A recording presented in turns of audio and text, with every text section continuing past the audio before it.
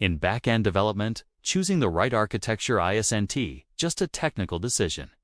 It asks a strategic investment in how your system can scale, adapt, and stay maintainable over time. The two most common patterns, monolithic architecture and microservices architecture, each bring unique strengths, and the best choice depends on your real-world product goals, team structure, and business context.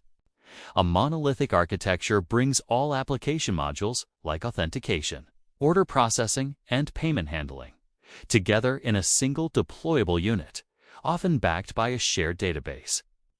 Frameworks like Spring Boot or Django make this design practical and quick to implement, and it offers several concrete advantages. Deployments become simpler because everything is tested and released as one artifact. In-memory function calls mean lower latency than network requests between services, which can translate into faster response times. Debugging and tracing are more straightforward, since all logs come from the same process, and operational complexity stays low. There's no need to set up service discovery, distributed tracing, or multiple deployment pipelines. These qualities make monoliths highly effective for early-stage products, MVPs, or systems where the modules share tight business logic and scale at similar rates.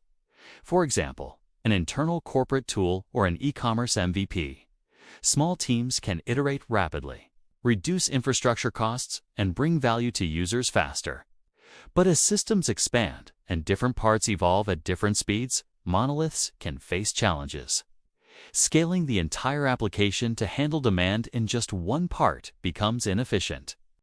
Over time, a single deployment artifact can slow innovation if the system becomes tightly coupled. To solve this, many organizations adopt a microservices architecture, where the system is divided into smaller, independent services, each aligned to a business domain like payments, recommendations, or catalog management.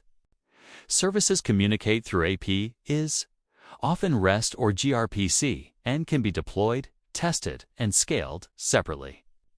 This approach brings significant benefits. It supports faster development cycles, since teams can deploy changes without waiting for the entire application to release. Microservices allow selective scaling, optimizing infrastructure costs by adding resources only where demand exists. Teams can also use polyglot persistence and polyglot programming, choosing the right database or language for each service, boosting performance and maintainability. Perhaps most importantly, microservices enhance fault isolation. If a non-critical service fails, it doesn't have to impact the core payment API.